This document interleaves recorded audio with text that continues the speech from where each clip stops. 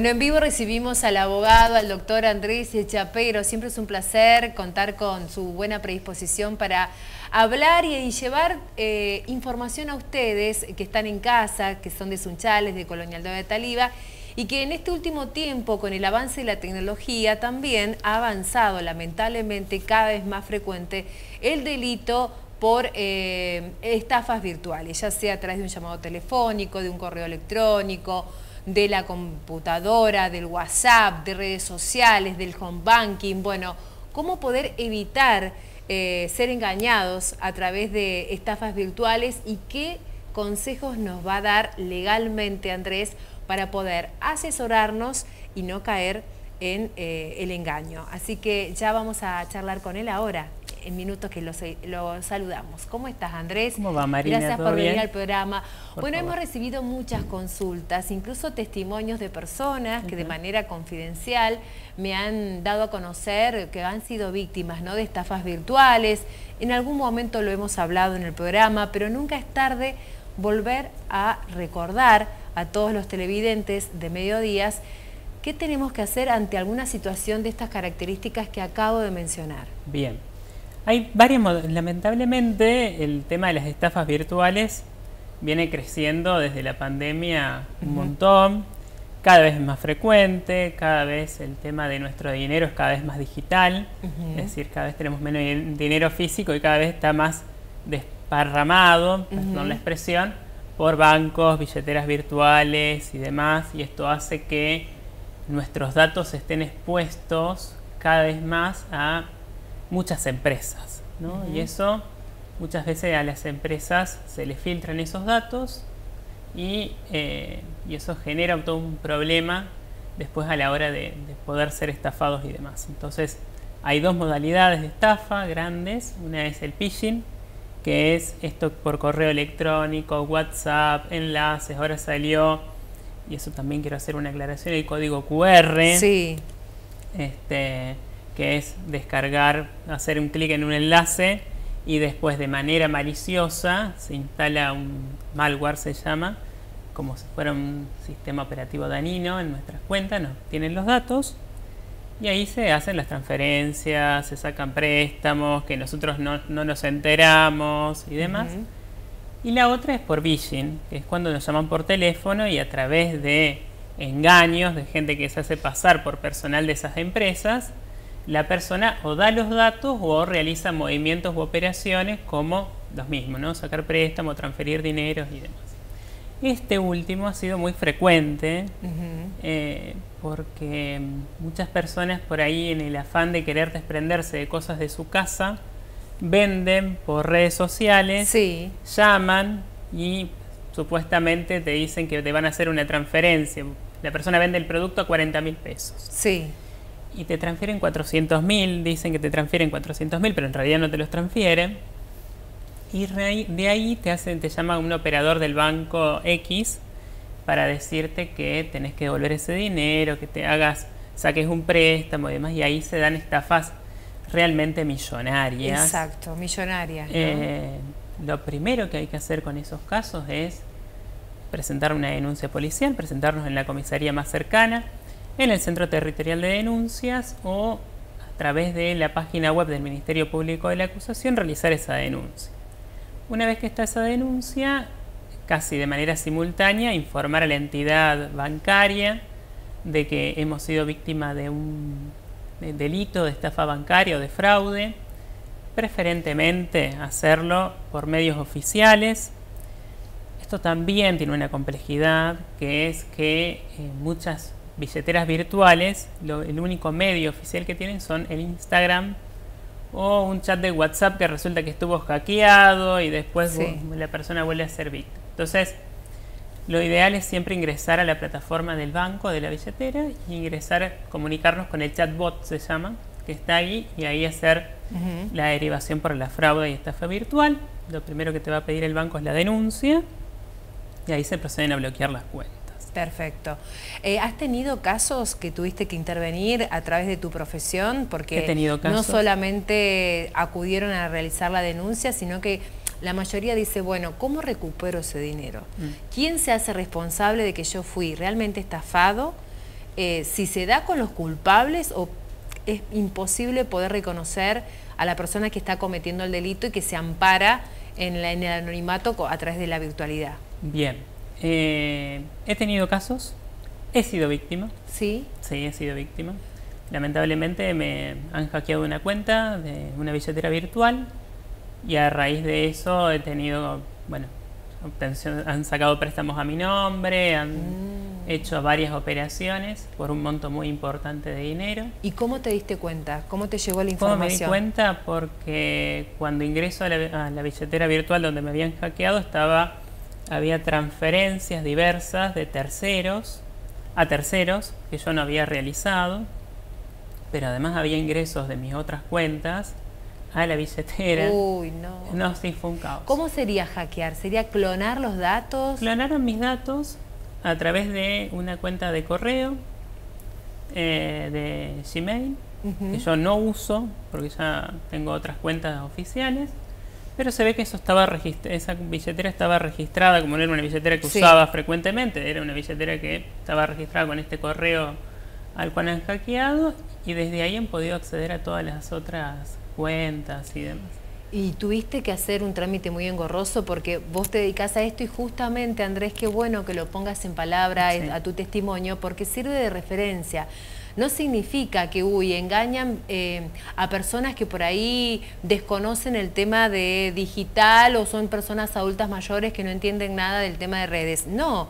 Esto nadie está exento a que nos pase. Exacto. Y ahora tenemos un ejemplo viviente que está acá con nosotros, que es Andrés Chapero, que es abogado, que trata el tema y sin embargo ha sido víctima también de una estafa virtual. ¿Cómo pudiste proceder? Bueno, lo primero te decía la denuncia y después hay mucha normativa, por suerte del Banco Central de la República Argentina, que ampara a los consumidores de billeteras virtuales y demás frente a ciertos tipos de delitos. En el caso de los préstamos, hay algunas entidades bancarias que responden muy bien.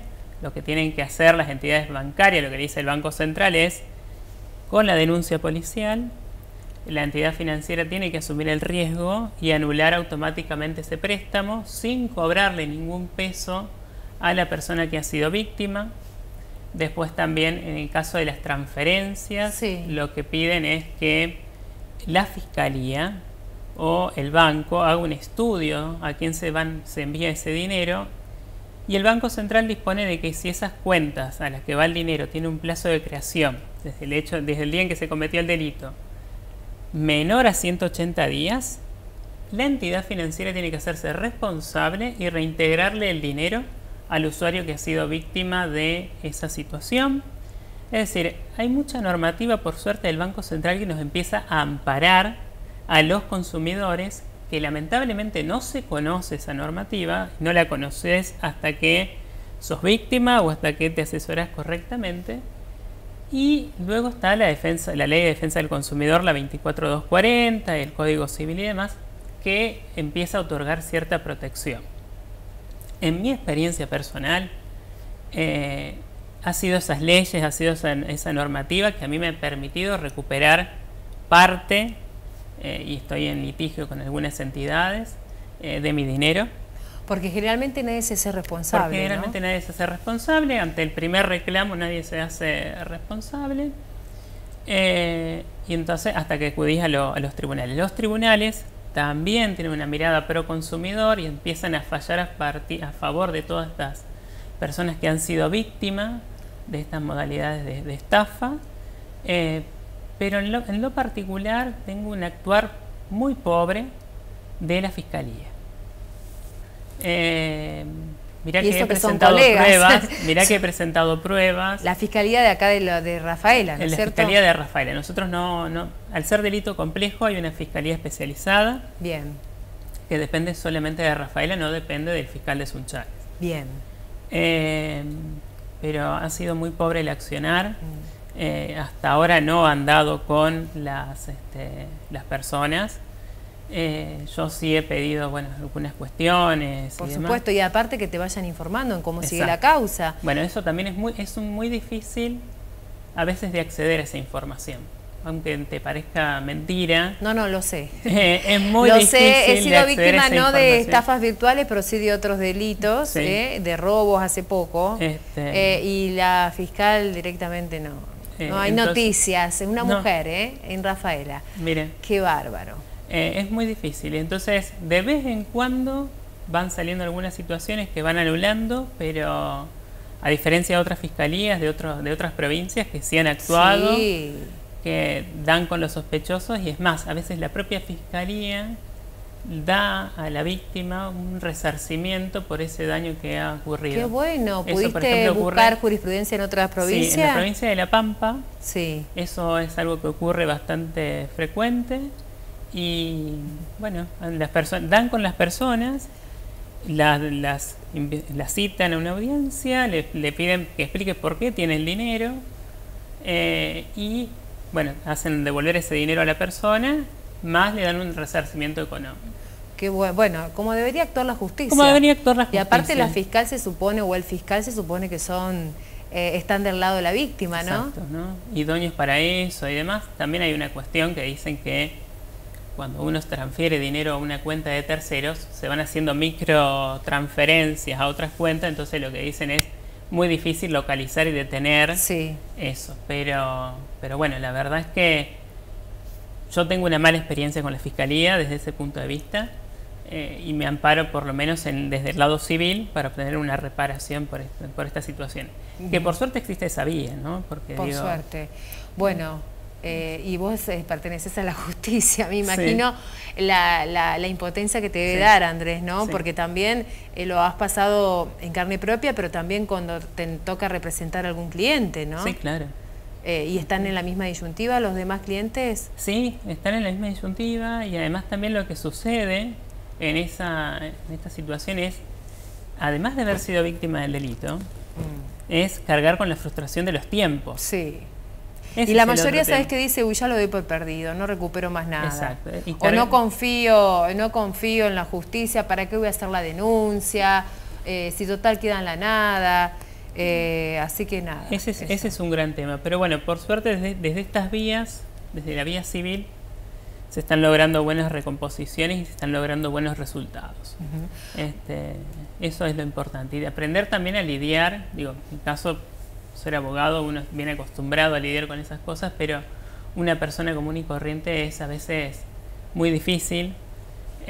La primera experiencia que uno tiene cuando ve tu sistema hackeado es una sensación de impotencia tremenda, y unos sentimientos... De angustia. De angustia muy importantes. Porque son datos personales, porque es tu privacidad y porque te sentís totalmente... vulnerable en tu intimidad. Exactamente. De decir, bueno, ¿cómo lo hago controlar a todo esto, no?